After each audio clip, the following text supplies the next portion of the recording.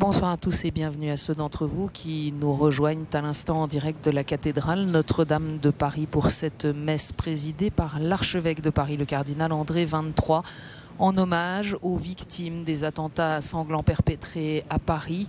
Et messe célébrée également évidemment pour leurs proches et puis plus largement pour notre pays et pour la paix, comme l'a indiqué le cardinal 23 dans son message publié peu après les attentats. C'est une messe qui manifeste aussi la communion de la nation en ces jours de deuil, et en témoigne la présence de nombreuses personnalités qui prennent place dans ces quelques minutes dans les premiers rangs de l'Assemblée. Parmi les personnalités attendues, le président du Sénat, M. Larcher, le président de l'Assemblée nationale, M. Bartolone, également les anciens premiers ministres, messieurs Juppé et Fillon, et plusieurs représentants du monde politique, ainsi que Madame la maire de Paris, Anne Hidalgo, et les représentants du corps diplomatique qui manifestent aussi la sympathie des autres pays, qui s'est exprimé largement ces derniers temps. Avant la célébration de cette messe, à Notre-Dame de Paris, comme dans toutes les églises de la capitale et de la région Île-de-France et de nombreuses cathédrales et églises à travers notre pays, c'est le glas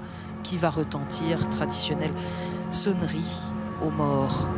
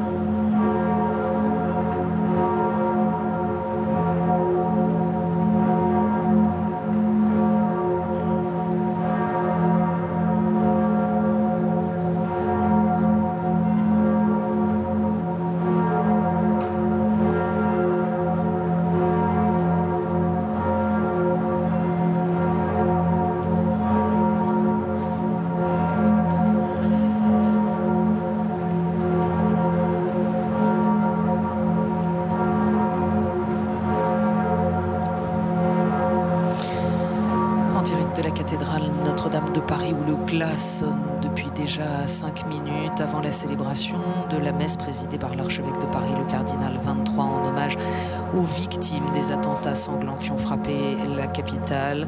Messe célébrée également à l'intention de leurs proches, de notre pays.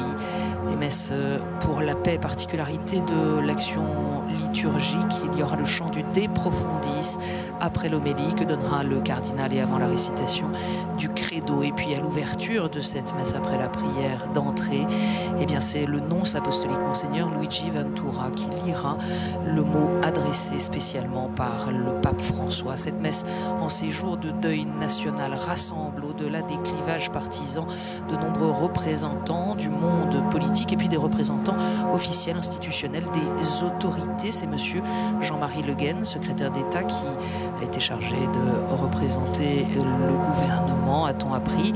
Il y a également d'annoncer monsieur Gérard Larcher, le président du Sénat, monsieur Bartolone, celui de l'Assemblée nationale. L'ancien président de la République est arrivé également, monsieur Valéry Giscard d'Estaing, ainsi que 2 anciens premiers ministres en la personne de monsieur Fillon et de monsieur Juppé. Le préfet de la région Île-de-France est présent, de même que madame la maire de Paris, Anne Hidalgo.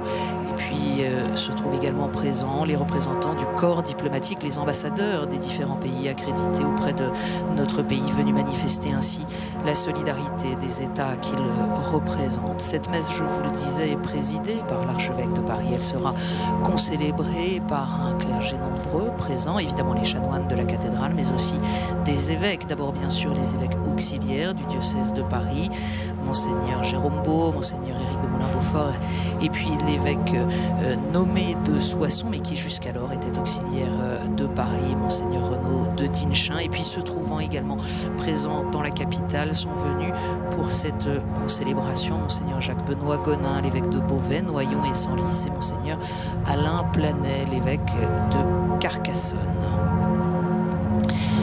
Particularité de cette sonnerie du glas particulièrement solennelle, elle retentit aussi depuis les clochers des églises de la capitale française ainsi que de nombreuses églises et cathédrales à la même heure à travers le monde. C'est le grand bourdon de Notre-Dame qui sonne le glas alors que les piliers nord et sud qui encadrent l'autel de Notre-Dame de Paris ont été éclairés aux couleurs du pays, bleu, blanc, rouge sur toute leur hauteur, faisant comme un drapeau derrière la célèbre Vierge aux piliers de Notre-Dame de Paris. Nous écoutons quelques instants encore cette sonnerie alors que le grand orgue de la cathédrale va nous préparer à entrer dans cette célébration.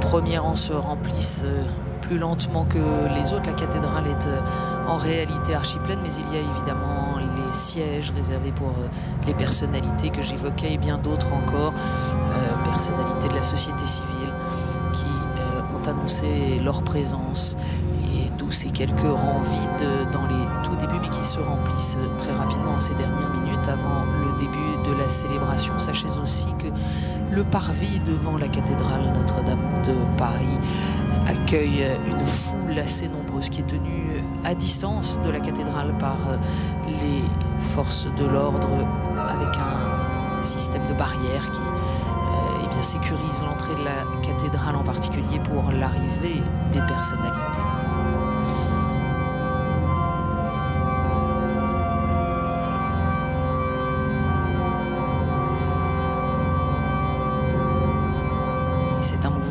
Spontané des Parisiens, ceux que j'ai pu rencontrer qui sont venus tôt déjà, qui attendaient pour pouvoir entrer dans la cathédrale, mais évidemment pas question ce soir pour des raisons de sécurité d'admettre plus de fidèles que de nombre de sièges et que la cathédrale ne peut en accueillir. Et par conséquent, beaucoup qui sont venus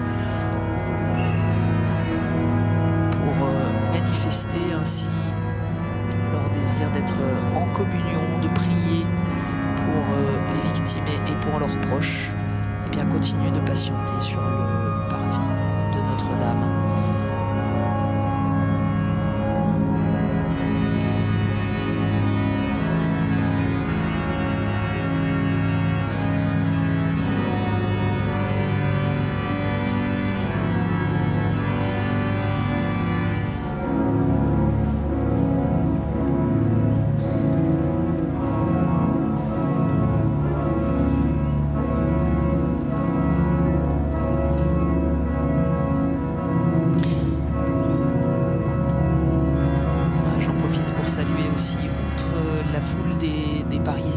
évidemment, et les représentants des autorités civiles, du corps diplomatique, les personnalités de la société civile, tous ceux qui, précisément, par KTO, par l'intermédiaire de RCF, nous ont rejoints pour suivre cette célébration.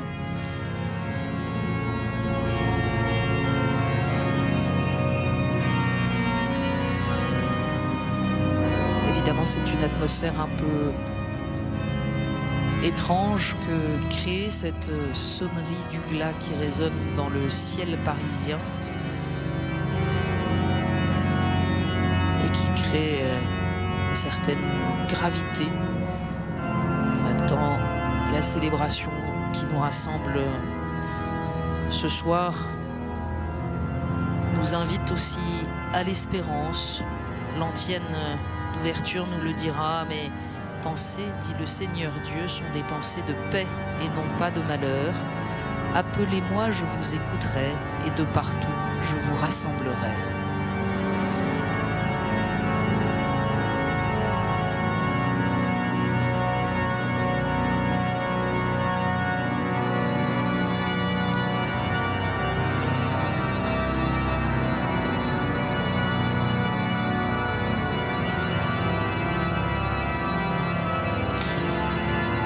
Cette messe est célébrée, bien entendu, tout spécialement à l'intention des victimes et de leurs proches et de notre pays, mais il s'agit bien des lectures prévues par le calendrier liturgique en ce 33e dimanche du temps ordinaire, si vous voulez.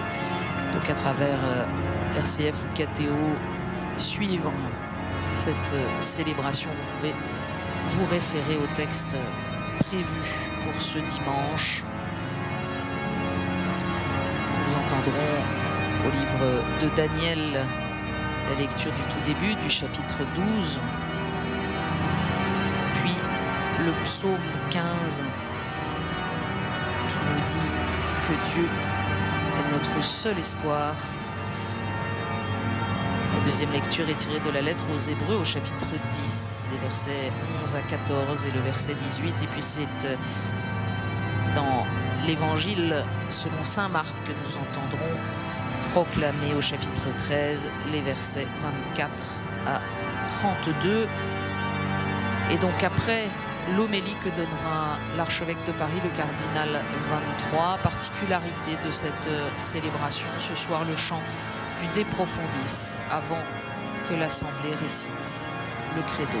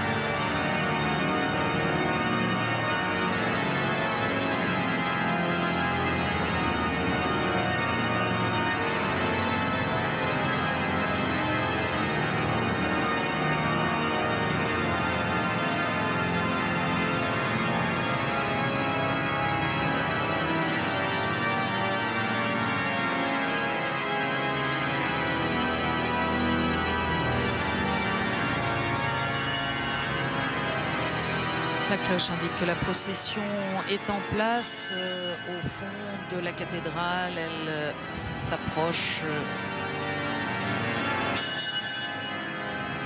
du narthex et les personnalités sont là également. Donc au premier rang,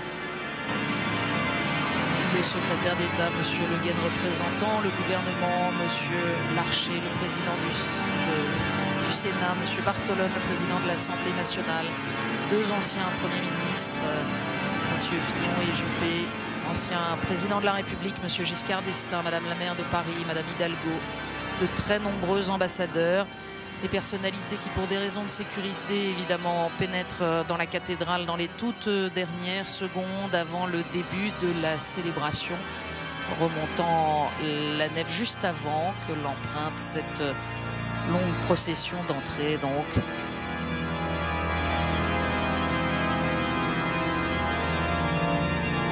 Il y a là aussi, je ne les cite pas tous, de très nombreux élus et représentants des différents partis politiques.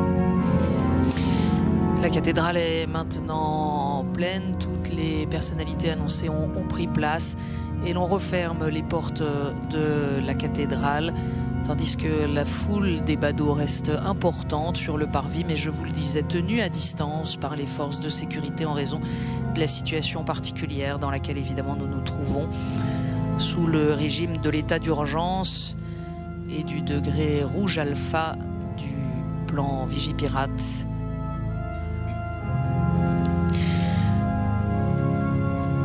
En tout cas, la présence des représentants de toutes les institutions, le gouvernement de notre pays, la présence politique très au-delà des clivages partisans, la présence nombreuse des Parisiens manifeste ce soir ce désir de communion, peut-être aussi l'importance de comprendre que la paix nous vient d'en haut. Nous nous préparons à entrer dans cette célébration.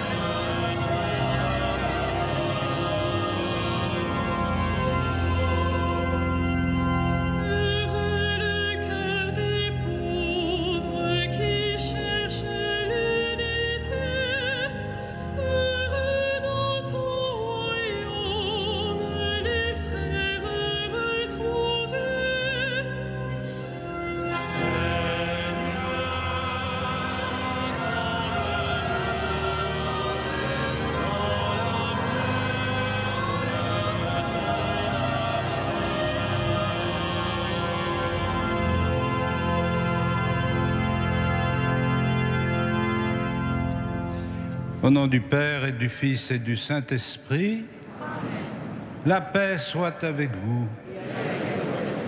Veuillez vous asseoir, je vous prie.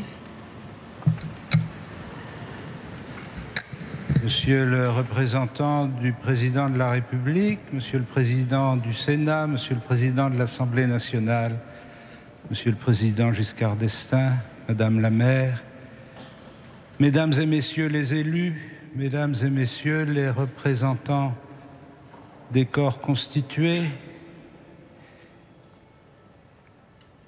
Messieurs les représentants d'autres religions, dont je sais qu'ils sont là, mais que mes yeux ne me permettent pas de voir. Mais je les salue d'autant plus cordialement que mon salut s'adresse à l'anonymat de la Grande Assemblée. Frères et sœurs, il y a maintenant 48 heures, Paris a vécu une des périodes les plus critiques de son histoire, un épisode des plus dramatiques. Des hommes et des femmes ont été sauvagement exécutés de façon anonyme, si bien que rien ne pouvait anticiper que ce seraient eux et pas d'autres. Ils ont été sauvagement exécutés et notre assemblée de ce soir a pour premier but de partager la peine de leurs proches, de leurs amis, de prier pour eux, de prier surtout aussi pour ceux qui sont encore dans les hôpitaux parisiens aux mains des médecins pour essayer d'en sauver encore quelques-uns, et de prier aussi pour notre ville et pour notre pays, car un événement de cette importance et de cette gravité touche évidemment ceux qui en sont directement victimes, mais développe en même temps comme une sorte d'onde de solidarité qui conduit beaucoup de nos compatriotes à s'associer à la souffrance de quelques-uns et à leur exprimer leur communion et leur désir d'être avec eux. C'est ce que nous faisons simplement ce soir dans la démarche particulière de la foi chrétienne, de confier ces défunts, ces blessés, ces familles à l'amour de Dieu et à sa miséricorde.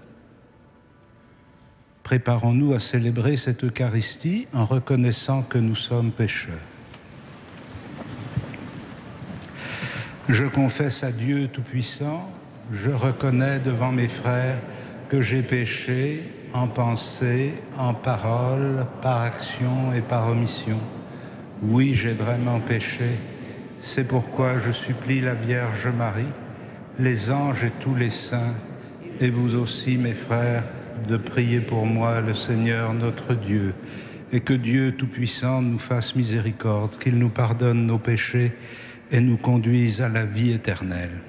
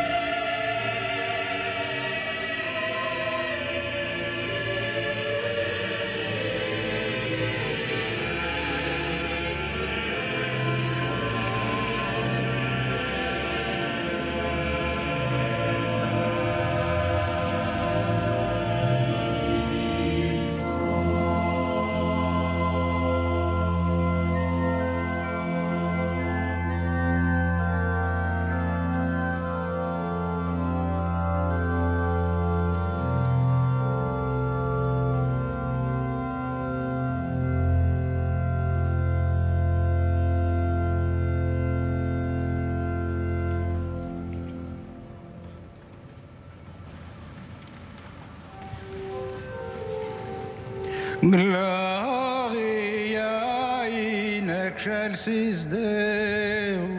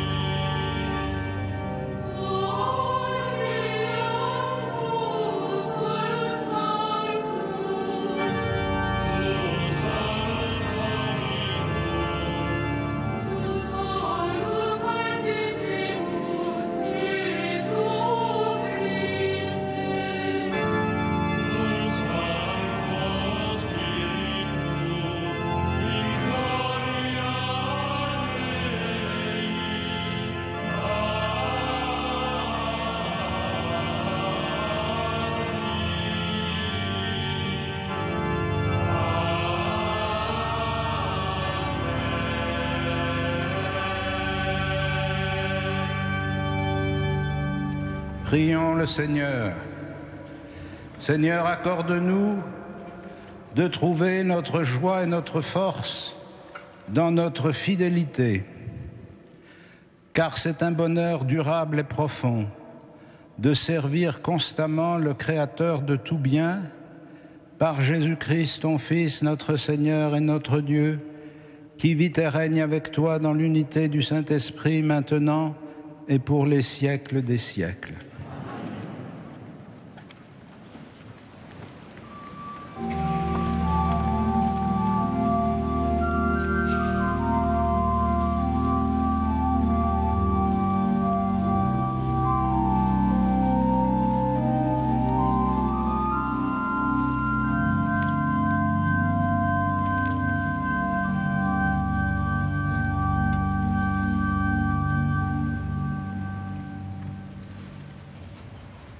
Lecture du livre du prophète Daniel. En ce temps-là, se lèvera Michel, le chef des anges, celui qui se tient auprès des fils de ton peuple. Car ce sera un temps de détresse, comme il n'y en a jamais eu, depuis que les nations existent, jusqu'à ce temps-ci. Mais en ce temps-ci, ton peuple sera délivré, tous ceux qui se trouveront inscrits dans le livre. Beaucoup de gens qui dormaient dans la poussière de la terre s'éveilleront, les uns pour la vie éternelle, les autres pour la honte et la déchéance éternelle. Ceux qui ont l'intelligence resplendiront comme la splendeur du firmament. Et ceux qui sont des maîtres de justice pour la multitude brilleront comme les étoiles, pour toujours et à jamais. Parole du Seigneur.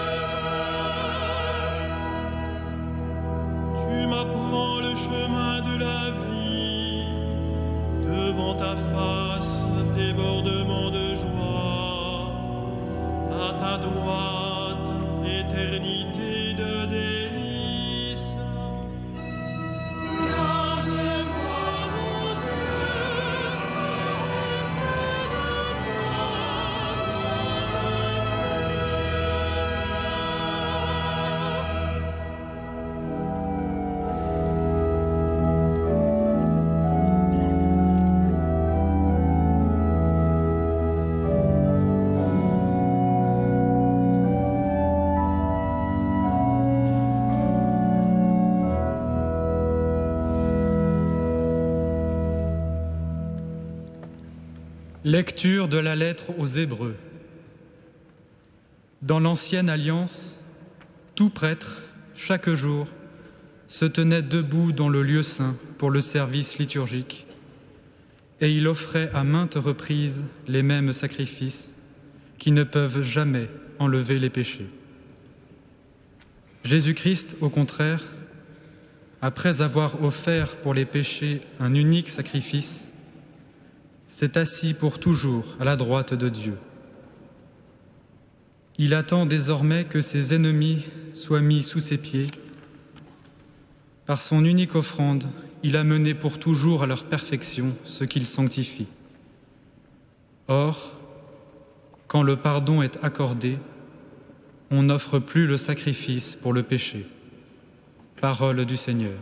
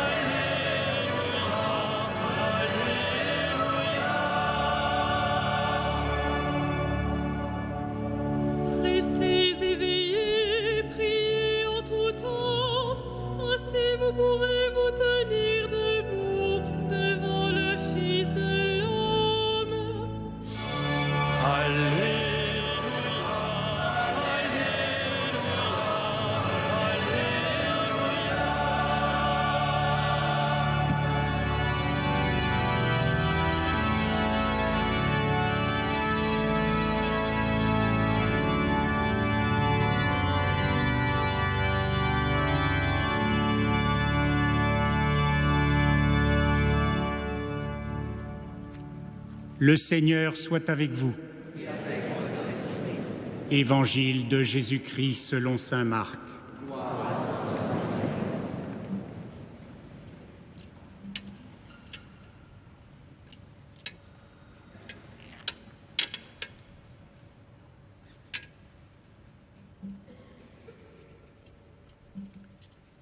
En ce temps-là, Jésus parlait à ses disciples de sa venue.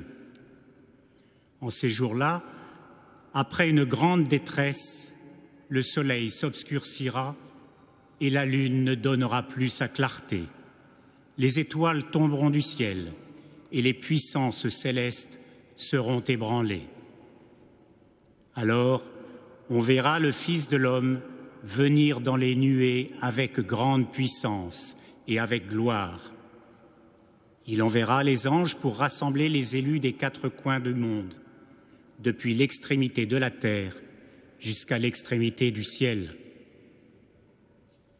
Laissez-vous instruire par la comparaison du figuier. Dès que ses branches deviennent tendres et que sortent les feuilles, vous savez que l'été est proche. De même, vous aussi, lorsque vous verrez arriver cela, sachez que le Fils de l'homme est proche, à votre porte. Amen, je vous le dis, cette génération ne passera pas avant que tout cela n'arrive. Le ciel et la terre passeront, mes paroles ne passeront pas. Quant à ce jour et à cette heure-là, nul ne les connaît, pas même les anges dans le ciel, pas même le Fils, mais seulement le Père. Acclamons la parole de Dieu.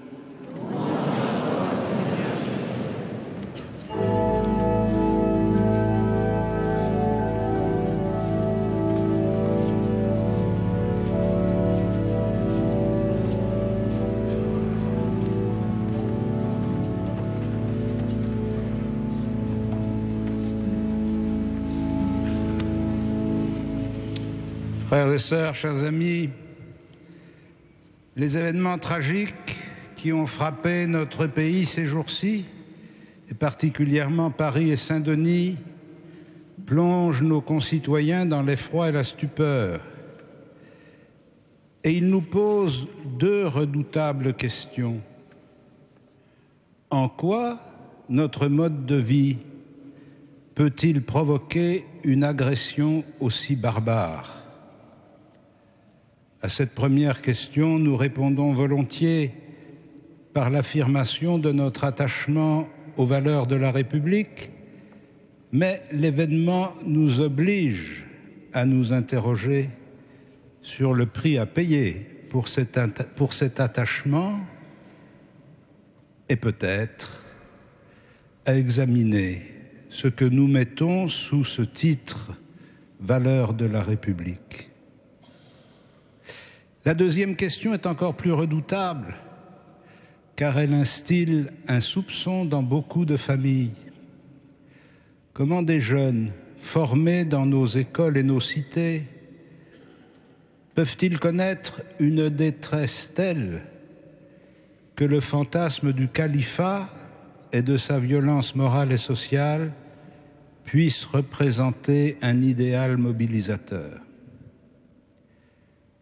Nous savons que la réponse évidente que l'on fait souvent des difficultés de l'intégration sociale ne suffit pas à expliquer l'adhésion d'un certain nombre au djihadisme, bien qu'ils échappent apparemment à l'exclusion sociale. Comment ce chemin de la barbarie peut-il devenir un idéal? Et que dit ce basculement sur les valeurs auxquelles nous sommes attachés et que nous défendons? La foi chrétienne peut-elle nous être de quelque secours dans le désarroi qui s'est abattu sur nous? À la lumière des lectures bibliques que nous venons d'entendre, je voudrais vous proposer 3 éléments de réflexion. Le psaume 15 comme beaucoup d'autres psaumes, est un cri de foi et d'espérance. Pour le croyant dans la détresse, Dieu est le seul recours fiable. Il est à ma droite, nous dit le psaume, je suis inébranlable. C'est peu dire que les tueries sauvages de ce vendredi noir ont plongé dans la détresse des familles entières. Et cette détresse est d'autant plus profonde qu'il ne peut pas y avoir d'explication rationnelle qui justifierait l'exécution aveugle de dizaines de personnes anonymes. Si la haine et la mort ont une logique, elles n'ont pas de rationalité. Bien sûr, nous avons besoin de dire des mots. Nous avons besoin que des mots soient dits et que nous les entendions. Mais nous sentons tous que ces paroles ne vont pas très au-delà d'un réconfort immédiat. Avec l'irruption aveugle de la mort, c'est la situation de chacun d'entre nous qui devient incontournable. Le croyant, comme tout un chacun, est confronté à cette réalité inéluctable, proche ou lointaine, mais certaine. Notre existence est marquée par la mort. On peut essayer de l'oublier, de la contourner, de la vouloir douce et légère, mais elle est là. La foi, aucune foi ne permet d'y échapper. Et nous sommes intimement acculés à répondre de nous-mêmes vers qui nous tourner dans cette épreuve. Faire confiance aux palliatifs, plus ou moins efficaces ou durables, ou bien faire confiance à notre Dieu, qui est le Dieu de la vie. Le psalmiste nous soutient pour mettre sur nos lèvres la prière de la foi et de l'espérance. Tu ne peux m'abandonner à la mort, ni laisser ton ami voir la corruption. En ces jours d'épreuve, chacun de ceux qui croient au Christ est appelé au témoignage de l'espérance pour lui-même et pour tous ceux qu'il essaie d'accompagner et de soulager. Et au moment où va s'ouvrir dans quelques semaines l'année de la miséricorde, nous voudrions, par nos paroles et par nos actions, être des messagers de l'espérance au cœur de la souffrance humaine. Cette espérance définit une manière de vivre pour ceux qui la reçoivent. Elle nous apprend le chemin de la vie, comme nous dit le psaume. Heureusement, tous ne sont pas confrontés aux horreurs subies par les victimes du fanatisme comme celle de vendredi dernier. Mais tous, sans exception, chacun et chacune d'entre nous, nous devons affronter des événements et des périodes difficiles dans notre existence. À quoi reconnaît-on un homme ou une femme d'espérance? À sa capacité à assumer des épreuves et à combattre contre les forces destructrices dans la confiance et la sérénité. Cette force intérieure permet à des hommes et à des femmes ordinaires, comme vous et moi, de refuser de plier. Elle leur permet de faire des choix difficiles, parfois héroïques, bien au-delà de ses propres forces. Après les périodes de dures épreuves, nous pouvons reconnaître que certaines et certains ont tenu sans faiblir parce que leur conviction intérieure était assez forte pour braver des dangers possibles ou réels. Pour nous, chrétiens, cette force vient de notre confiance en Dieu et de notre capacité à nous appuyer sur lui. Mais nous pouvons aller encore plus loin dans notre interprétation. Pour un certain nombre d'hommes et de femmes, leur foi en une réelle transcendance de l'être humain les motive. Même s'ils ne partagent pas notre foi en Dieu, ils partagent un de ses fruits, qui est la reconnaissance de la valeur unique de chaque existence humaine et de sa liberté. Pouvons-nous voir dans le calme et le sang-froid dont nos compatriotes ont fait preuve un signe de cette conviction que notre société ne peut se justifier que par son respect indéfectible de la dignité de la personne humaine. Face à la barbarie aveugle, toute fissure dans ce socle de nos convictions serait une victoire de nos agresseurs. Nous ne pouvons répondre à la sauvagerie barbare que par un surcroît de confiance en nos semblables et en leur dignité. Ce n'est pas en décapitant que l'on montre la grandeur de Dieu, c'est en travaillant au respect de l'être humain jusque dans ses extrêmes faiblesses. Cette confiance en Dieu est une lumière sur le chemin de la vie pour chacun de ceux qui croient en lui, mais pas seulement pour nous, pour notre existence personnelle. Elle est aussi une lumière pour comprendre l'histoire humaine, y compris dans son déroulement énigmatique. L'évangile de Marc que nous avons entendu annonce le retour du Fils de l'homme, le Sauveur, à travers des signes terrifiants dans les cieux et sur la terre. Certes, nous ne sommes plus accoutumés à cette façon de scruter les signes, encore que beaucoup fassent commerce de cet exercice. Mais il me semble que le plus important pour nous est de puiser dans cette lecture deux enseignements. Le premier, nul ne sait ni le jour ni l'heure de la fin des temps, seul le Père les connaît.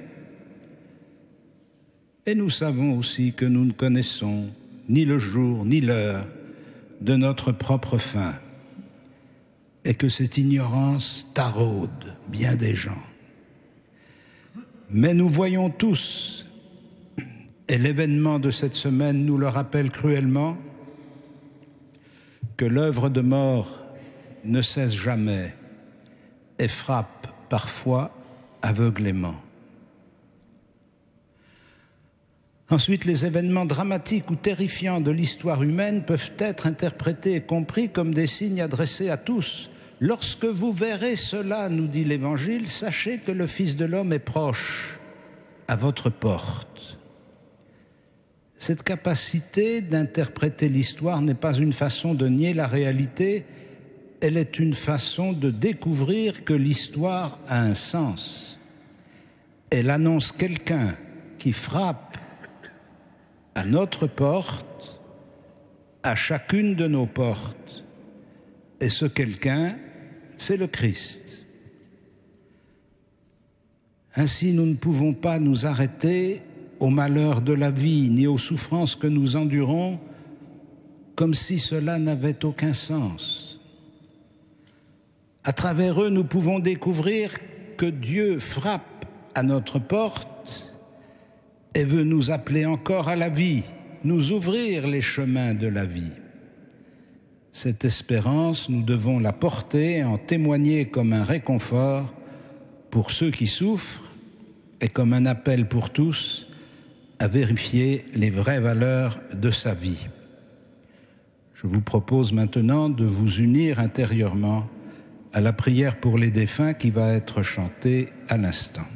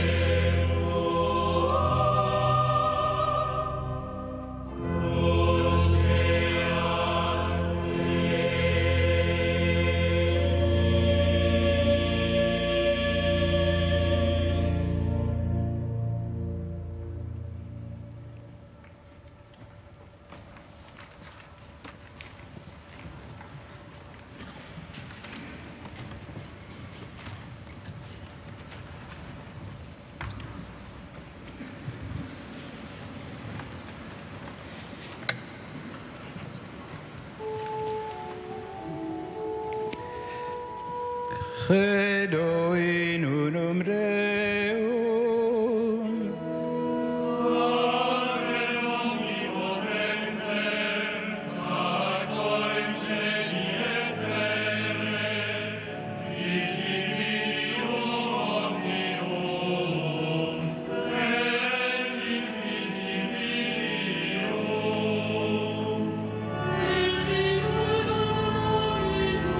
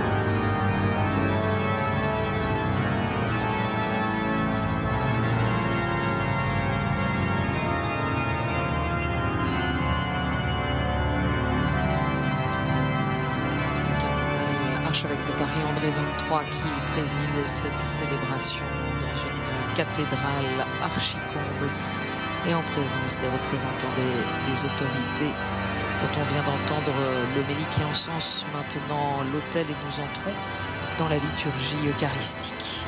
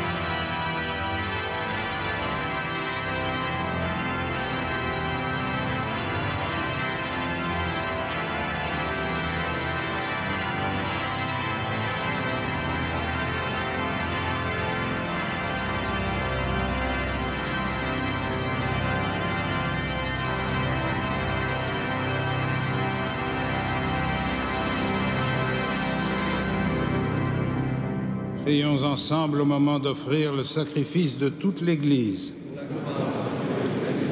Seigneur notre Dieu, permets que l'offrande placée sous ton regard nous obtienne la grâce de vivre pour toi et nous donne l'éternité bienheureuse par Jésus le Christ, notre Seigneur. Le Seigneur soit avec vous.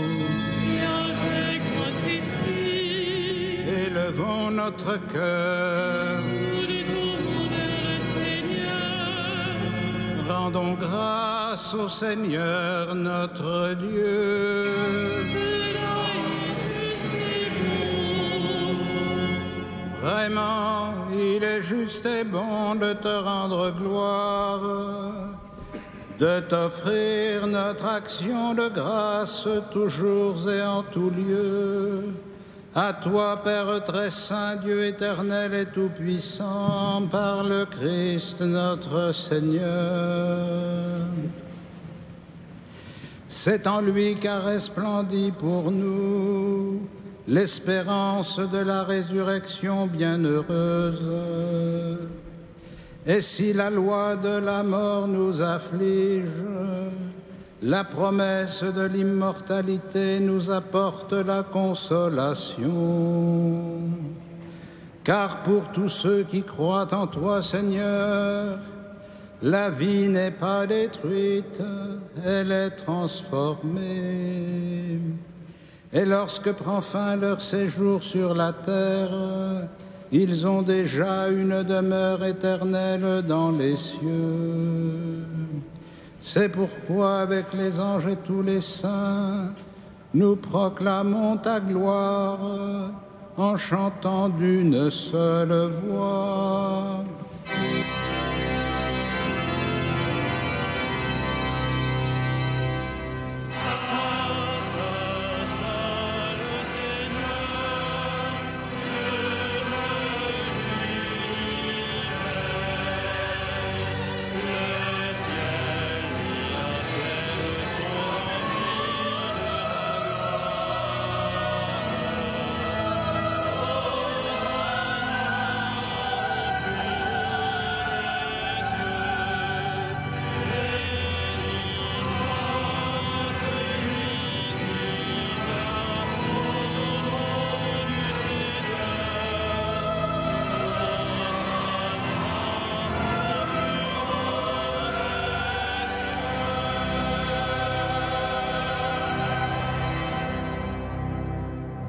Tu es vraiment saint, Dieu de l'univers, et toute la création proclame ta louange.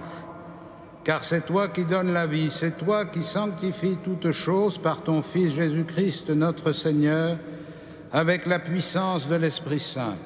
Et tu ne cesses de rassembler ton peuple, afin qu'il te présente partout dans le monde une offrande pure. C'est pourquoi nous voici rassemblés devant toi et dans la communion de toute l'Église en ce premier jour de la semaine, nous célébrons le jour où le Christ est ressuscité d'entre les morts. Par lui que tu as élevé à ta droite, Dieu Tout-Puissant, nous te supplions de consacrer toi-même les offrandes que nous apportons.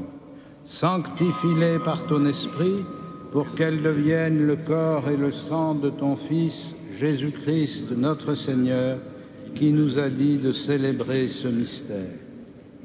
La nuit même où il fut livré, il prit le pain. En te rendant grâce, il le bénit, il le rompit et le donna à ses disciples en disant « Prenez et mangez-en tous, ceci est mon corps livré pour vous. »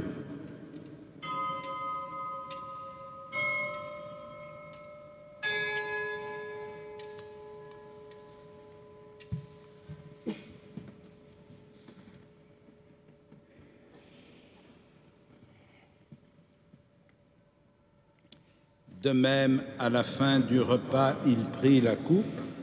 En te rendant grâce, il la bénit et la donna à ses disciples en disant « Prenez et buvez-en tous, car ceci est la coupe de mon sang, le sang de l'alliance nouvelle et éternelle, qui sera versé pour vous et pour la multitude en rémission des péchés. Vous ferez cela en mémoire de moi. »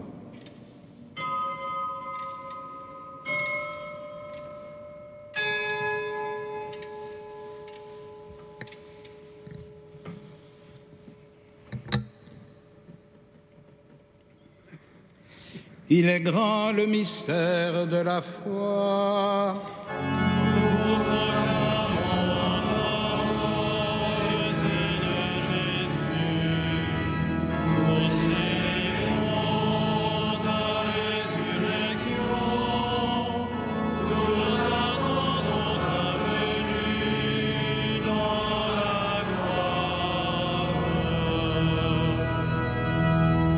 En faisant mémoire de ton Fils, de sa passion qui nous sauve, de sa glorieuse résurrection et de son ascension dans le ciel, alors que nous attendons son dernier avènement, nous présentons cette offrande vivante et sainte pour te rendre grâce.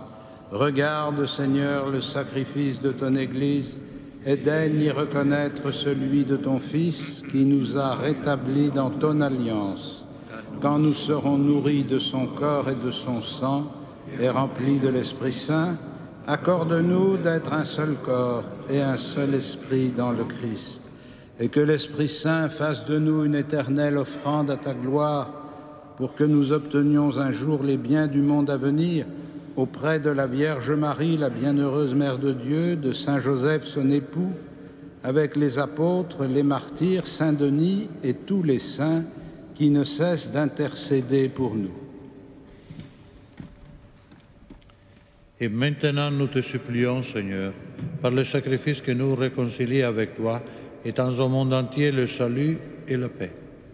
Affermis la foi et la charité de ton Église au long de son chemin sur la terre, veille sur ton serviteur, le pape François, notre évêque André, l'ensemble des évêques, les prêtres, les diacres et tout le peuple de racheter. Écoute les prières de ta famille assemblée devant toi. Ramène à toi, Père très aimant, tous tes enfants dispersés. Souviens-toi de tous ceux et celles qui ont été appelés auprès de toi dans ces terribles attentats qui ont frappé Paris, puisqu'ils ont été baptisés dans la mort de ton Fils. Accorde-leur de participer à sa résurrection, le jour où le Christ, ressuscitant les morts, rendra nos pauvres corps pareils à son corps glorieux. Souviens-toi aussi de tous nos frères et sœurs défunts, de tous les hommes qui ont quitté ce monde et dont tu connais la droiture. Reçois-les dans ton royaume, où nous espérons être comblés de ta gloire, tous ensemble et pour toujours, quand tu essuieras toute larme de nos yeux, en te voyant, toi notre Dieu, tel que tu es, nous te serons semblables éternellement, et sans fin, nous chanterons ta louange.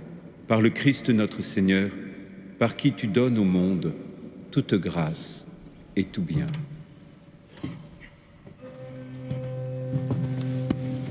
Par lui, avec lui et en lui.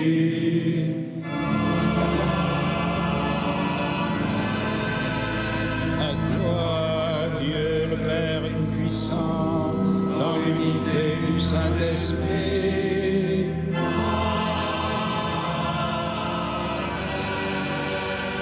Tout honneur et toute gloire pour les siècles des siècles.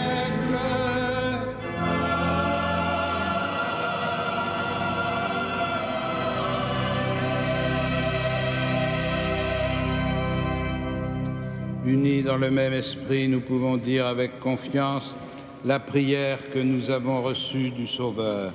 Notre Père, qui es aux cieux, que ton nom soit sanctifié, que ton règne vienne, que ta volonté soit faite sur la terre comme au ciel.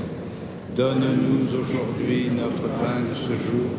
Pardonne-nous nos offenses, comme nous pardonnons aussi à ceux qui nous ont offensés. Et ne nous soumets pas à la tentation, mais délivre-nous du mal. Délivre-nous de tout mal, Seigneur, et donne la paix à notre temps. Par ta miséricorde, rends-nous libres du péché, rends-nous forts devant les épreuves, en cette vie où nous espérons le bonheur que tu promets et l'avènement de Jésus-Christ, notre Sauveur.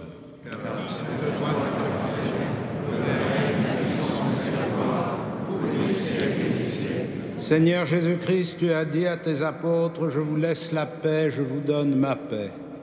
Ne regarde pas nos péchés, mais la foi de ton Église.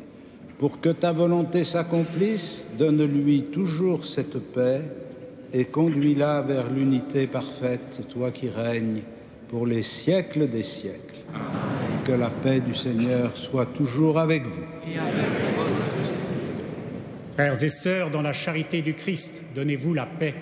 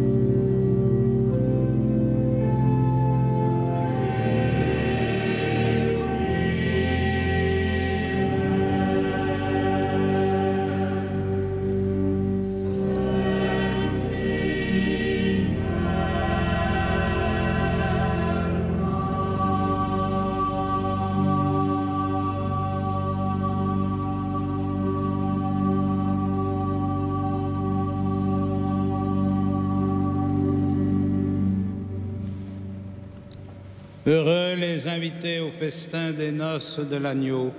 Voici l'agneau de Dieu qui enlève le péché du monde. Seigneur, je ne suis pas digne de te recevoir, mais dis seulement une parole et je serai guéri.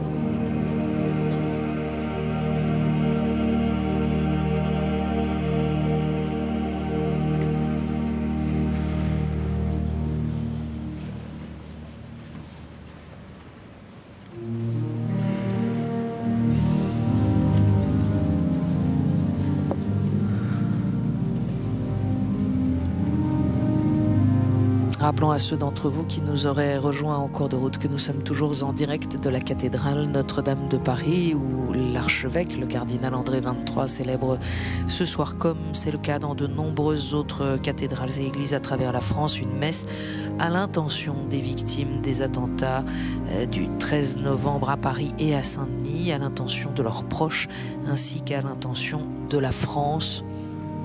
Se trouvent présents dans cette cathédrale les représentants des instances de gouvernement de notre pays. Monsieur le secrétaire d'État Le Guen, qui représente le gouvernement, le président du Sénat, le président de l'Assemblée nationale, l'ancien président de la République Valéry Giscard d'Estaing, deux anciens premiers ministres, messieurs Juppé et Fillon, madame la maire de Paris, Anne Hidalgo, ainsi que son premier adjoint, le préfet de la région Île-de-France et préfet de Paris, et puis de très nombreux représentants de différents partis politiques et du corps diplomatique accrédité auprès de notre pays. Il y a là aussi les Parisiens qui ont pu rentrer, les premiers qui ont pu rentrer, et ce que permettaient les mesures de sécurité. Une foule de Parisiens était massée sur le parvis de la cathédrale avant le début de la célébration, lorsque retentissait le glas dans le ciel de la capitale. Mais pour des raisons de sécurité, l'accès a été extrêmement limité ce soir, et même sur le parvis, des barrières ont empêché d'approcher immédiatement à proximité du bâtiment. Dans l'homélie qu'il a prononcée tout à l'heure, l'archevêque de Paris rappelait pour les chrétiens en particulier qu'en ces jours d'épreuve, je cite, « Chacun de ceux qui croient au Christ est appelé au témoignage de l'espérance pour lui-même et tous ceux qui l'essayent d'accompagner et de soulager. » Nous ne pouvons pas nous arrêter au malheur de la vie, a expliqué le cardinal XXIII, ni aux souffrances que nous endurons, comme si cela n'avait aucun sens. À travers eux, nous pouvons découvrir que Dieu frappe à notre porte et veut nous appeler encore à la vie, nous ouvrir les chemins de la vie.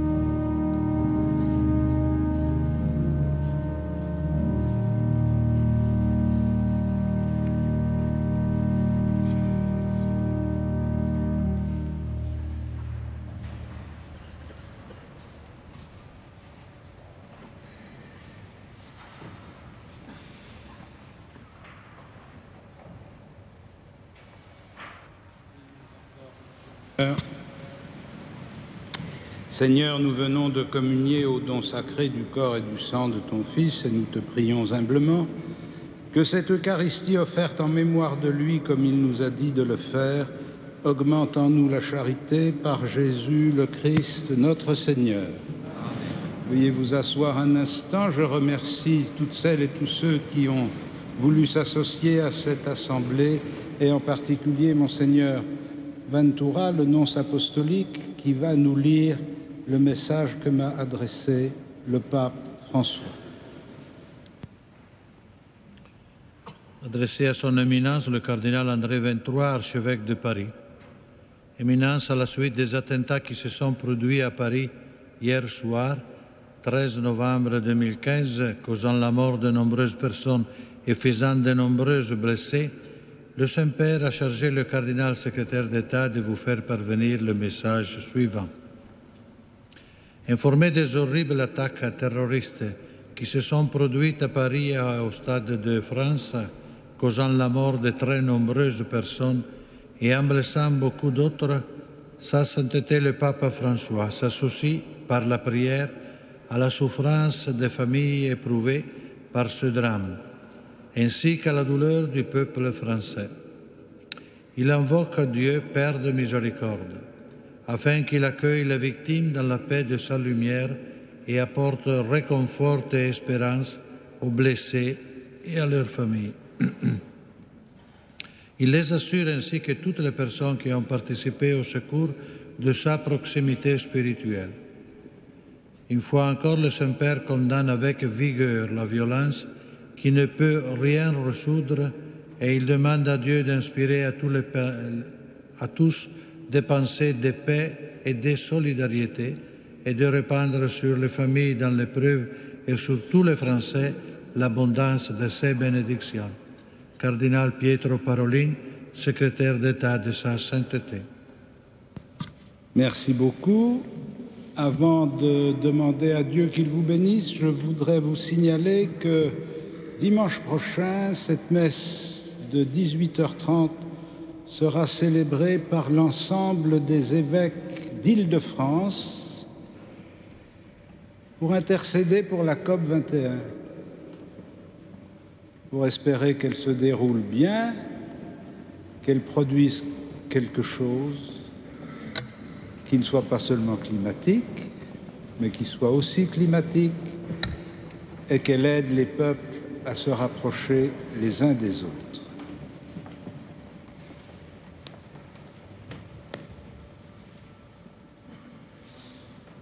Le Seigneur soit avec vous et que Dieu Tout-Puissant vous bénisse, le Père, le Fils et le Saint-Esprit. Amen.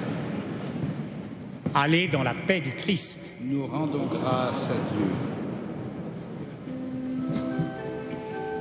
Salve Regina.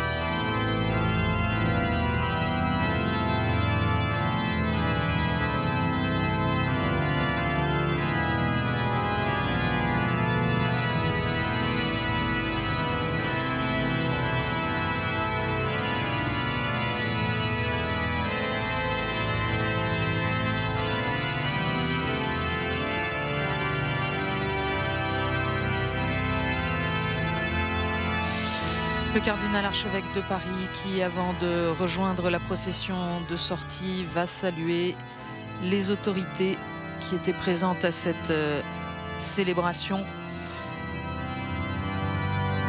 Les représentants aussi du corps diplomatique, l'ambassadeur des États-Unis était également là et de nombreux autres pays. Et la longue procession de sortie descend maintenant la nef de la cathédrale. Je vous invite, si vous le souhaitez, à retrouver très vite, bientôt, le texte de l'homélie du cardinal 23 sur le site internet du diocèse de Paris, homélie qui invite à l'espérance et rappelle aussi que après les périodes de dures épreuves, les convictions intérieures sont importantes. Pour nous, chrétiens, cette force vient de de notre confiance en Dieu et notre capacité à nous appuyer sur lui. Mais beaucoup d'hommes et de femmes qui ne partagent pas notre foi partagent un de ces fruits qui est la reconnaissance de la valeur unique de chaque existence humaine et de sa liberté. Merci à tous ceux qui nous ont permis de vivre en direct cette célébration à l'intention des victimes des attentats, de leurs proches et à l'intention de la France. Bonsoir à tous.